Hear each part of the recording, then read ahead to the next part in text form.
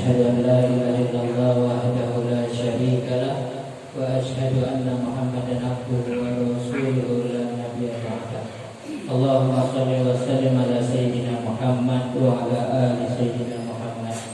Yang saya hormati bapak-bapak, ibu-ibu, wabil khusus pengurus surau Unut Al-Qunatin beserta jajarannya. Yang saya hormati koordinator Suling, yang saya hormati bapak-bapak ustadz, Bapak Haji, Ibu Hajah, Bapak Imam, Bapak Muazzin, Bapak-bapak, Ibu-ibu, hadirin dan hadirat sekalian. Mudah-mudahan Allah panjangkan umur taat kita, umur ibadah kita, umur yang tersisa ini Allah berikan hidayah dan taufiknya sehingga kita bisa menggunakan semaksimal mungkin untuk beribadah kepada Allah. Dan Allah mudahkan juga, Allah lapangkan juga rezeki kita untuk kemudahan kita beribadah. Allah mudahkan segala urusan kita dan di akhir kehidupan diberi husnul khatimah. Amin ya rabbal. Bapak Ibu sekalian, suatu ketika ada terjadi kecelakaan,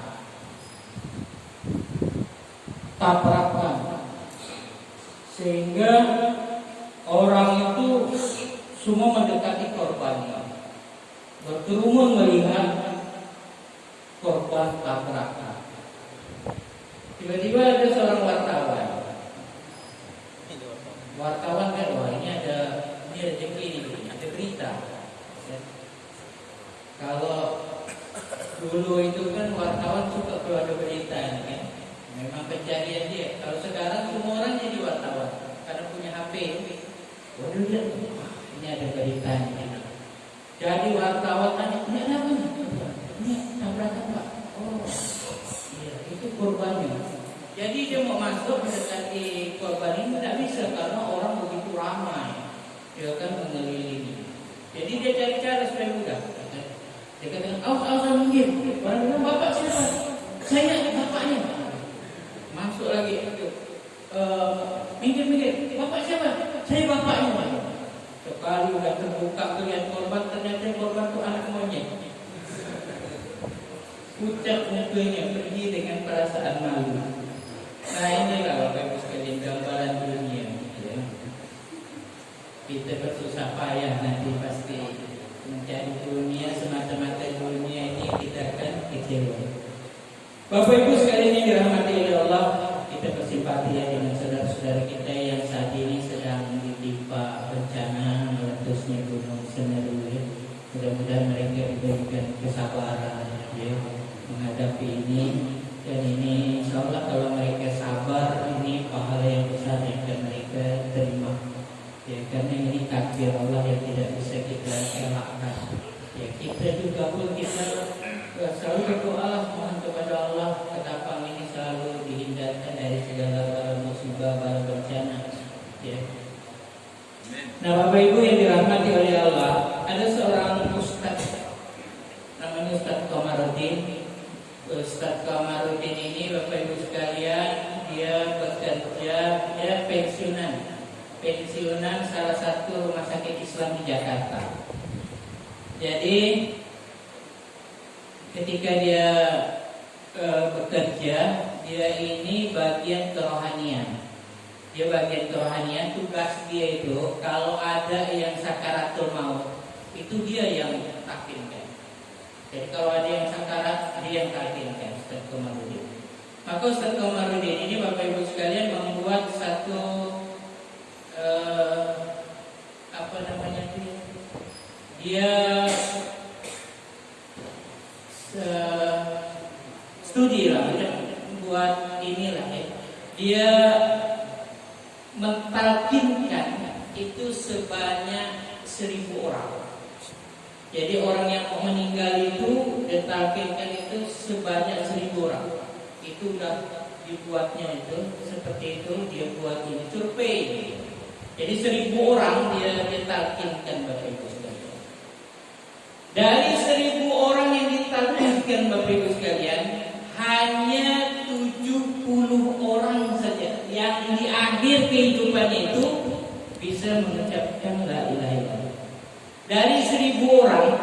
hanya 70 orang saja. Berarti berapa persen? Hanya 7% saja yang bisa mengucapkan la ilaha illallah.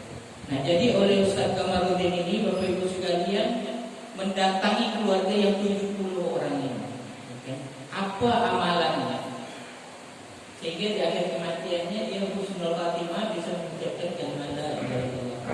Jadi ditanya keluarga dari yang 70 orang ini, maka didapatkan jawaban yang hampir sama. Didapatkan jawaban yang hampir sama. 70 orang ini adalah orang yang menjaga sholat.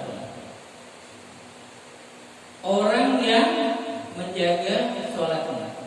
Yang kedua, 70 orang ini adalah orang yang tidak ada memutuskan tali silaturahmi kepada siapapun. Tidak ada memutuskan tali silaturahmi kepada siapapun. Yang ketiga, dia suka bersedekah. Nah, jadi Bapak Ibu sekalian, kalau kita lihat pengertian takwa, seperti yang kita sampaikan, takwa itu ada berasal dari kata waqa, yaqi, ya. Artinya apa? Memelihara. Apa yang dipelihara? Yang dipelihara adalah hubungan terhadap Allah, hubungan terhadap sesama manusia. Terhadap Allah, dia tak kerjakan sholat. Terhadap sesama manusia, ya, tidak ada dia memutuskan tali silaturahmi. Sebab memutuskan tali silaturahmi ini, kata Nabi, barang siapa yang memutuskan tali silaturahmi, berarti dia memutuskan hubungan dengan Allah. Tidak mencium bau surga, kata Nabi. Tidak mencium bau surga, padahal surga tercium sejauh 500 tahun perjalanan. Orang yang memutuskan tali silaturahmi. Orang yang memutuskan tali silaturahmi dijauhkan dari surga sejauh 3 parit. 1 parit sejarak bumi dan langit. Kemudian Nabi katakan, tidak akan masuk surga orang yang memutuskan tali silaturahmi. Tidak akan masuk surga orang yang memutuskan tali silaturahmi, sekalipun dia mati di dalam Ka'bah. Orang mati dalam masjid, dalam surau, beribadah, husnul khatimah, apalagi dalam Ka'bah. Tapi jangankan dia mati dalam surau ini, dalam masjid ini, dia mati di dalam Ka'bah sekalipun, kalau dia membawa dosa memutuskan tali silaturahmi, maka dia tidak akan masuk surga. Nah, jadi Bapak Ibu sekalian, sebenarnya sederhana sekali takwa itu. Pokoknya bagus hubungan terhadap Allah, bagus hubungan terhadap sesama manusia. Kemarin pun saya sudah berikan gambaran bahwa satu riwayat yang Nabi sebutkan itu ahli surga. Itu ahli surga. Nah, sebentar lagi akan datang seorang ahli surga. Itu dia tuh ahli surga. Abdullah bin Amr bin As izin kepada orang itu untuk tinggal bersamanya selama 3 hari 3 malam. Apa amalan orang itu? Cuma sholat 5 waktu. Cuma sholat 5 waktu. Dan setiap sebelum tidur selalu berdoa, ya Allah, jika ada ucapan perbuatanku menyakiti perasaan orang lain, ampunilah ya Allah, ampuni aku ya Allah, dan ampuni dosa orang yang menyakiti aku. Orang ini cuma sholat 5 waktu, tapi hubungan terhadap Allah itu bagus. Maka Bapak Ibu sekalian, dalam kehidupan sehari-hari, coba perhatikan, jangan heran kita tengok, ada orang kayaknya orang biasa-biasa saja, tapi sekali meninggalnya bagus, ya kan? Nah, itu karena dia hubungan terhadap Allah bagus, terhadap manusia bagus. Ada orang, dia Pak di tetangga saya di sana, dia tuh sehari-hari itu tukang jual ikan. Kalau tidak ada nampak kelihatan orang alim, nampak enggak ada. Ibadah itu hanya sholat ya. Tapi dia jual ikan itu, biasa sisa daripada jual ikan itu dia sedekah. Dia sedekah dengan tetangganya, dan hubungannya bagus sekali. Ketika mau meninggal begitu mudah ya mengucapkan kalimat la ilaha illallah saat meninggal dunia. Jadi Allah itu hanya menerima ibadahnya orang yang bertakwa. Surah Al-Maidah ayat 27. Innama yataqabbalullahu minal muttaqin. Sesungguhnya Allah hanya menerima ibadahnya orang yang bertakwa. Ya, sebanyak apapun ibadah kita, ya, tahajud kita, Ya, baca Quran kita, tapi mulut kita ini meletup gitu. Kalau ngomong sakit perasaan orang dengar, ya kan tajam ya. Ya Rasulullah ada seorang perempuan pada siang hari dia berpuasa, pada malam hari dipenuhi ibadah sunnah, tapi lidahnya suka menyakiti perasaan orang lain. Kata Rasulullah, perempuan itu dalam neraka. Hubungannya terhadap manusia rusak. Jadi orang bertakwa itu hubungan dengan manusia bagus, hubungan dengan Allah bagus, dengan manusia bagus. Takwa ini melaksanakan perintah Allah, menjauhi segala larangannya, baik perintah dan larangan yang bersifat hablum minallah maupun perintah dan larangan yang bersifat hablum minan terhadap sesama manusia. Takwa ini dengan kata lain adalah akhlak, berakhlak kepada Allah, berakhlak kepada sesama manusia. Maka Rasulullah sabdakan, innama bu'istu liutammima makarimal akhlak. Sesungguhnya aku diutus ini untuk menyempurnakan akhlak, artinya untuk takwa. Ya. Nah, jadi Bapak Ibu sekalian, jangan anggap enteng ya, perkara-perkara yang bersifat hablum minan nasnya. Kita bersikap kasar dengan orang, ya. Nah, jangan hal-hal yang sepele kita jadi kasar dengan orang. Ya. Jadi Bapak Ibu sekalian, ya, ini harus kita jaga. Inilah takwa. Jadi surga itu untuk orang yang bertakwa. Surah Maryam ayat 63. Tilkal jannatu lati nu'risu min ibadina man kana taqiya. Itulah surga yang akan aku wariskan kepada hamba-hambaku yang bertakwa. Dan orang yang mulia di sisi Allah adalah orang bertakwa. Surah Al-Hujurat ayat 13. Inna akramakum indallahi atqakum. Sesungguhnya orang yang paling mulia di sisi Allah adalah siapa di antara kamu yang paling bertakwa. Jadi sebenarnya takwa itu sederhana sekali Bapak Ibu sekalian, tapi mempraktikkannya begitu sulit. Ya kan? Yang sulit ini ya, pertama hablum minallah, ya, terhadap Allah. Bangun subuh ya terasa enggak beratnya? Berat kan?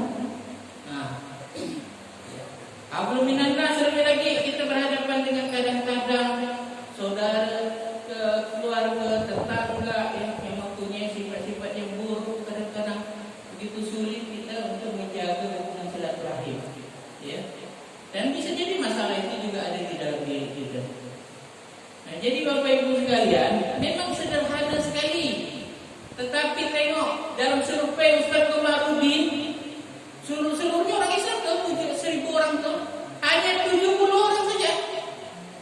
Berarti dari 1.000 orang itu hanya 7% saja yang bagus, bisa membaguskan hubungan terhadap Allah dan terhadap sesama manusia. Kan kita selalu anggap enteng. Jadi Bapak Ibu sekalian, inilah takwa. Maka Allah di dalam Al-Quran surah At-Talaq ayat 2 dan 3 Allah berfirman, wa may yattaqillaha yaj'al lahu makhraja wa yarzuqhu min haitsu la yahtasib. Barang siapa yang bertakwa, Allah akan hilangkan kesulitan hidupnya, kesempitan hidupnya, wa yarzuqhu min haitsu la yahtasib, dan akan diberi rezeki dari jalan yang tidak disangka-sangka. Nah, pertanyaannya, apakah Allah itu turun langsung di depan kita ini menyelesaikan persoalan kita, menghilangkan kesulitan hidup kita? Tidak. Allah melalui orang. Bisa saja itu adalah orang tua kita, mertua kita, saudara kita, tetangga kita, kawan kita. Sekarang hubungan kita dengan mereka tak bagus. Apakah mereka mau menolong kita? Maka Allah syaratkan itu takwa. Kau baguskan hubungan terhadap Allah, baguskan terhadap sesama manusia, baru pertolongan itu bisa datang. Karena Allah tak datang langsung menolong kita. Surah At-Talaq ayat 4, wa may yattaqillaha yaj'al min amri yusra. Barang siapa yang bertakwa, Allah akan mudahkan segala urusannya. Apakah Allah datang langsung di hadapan kita menyelesaikan persoalan kita? Tidak.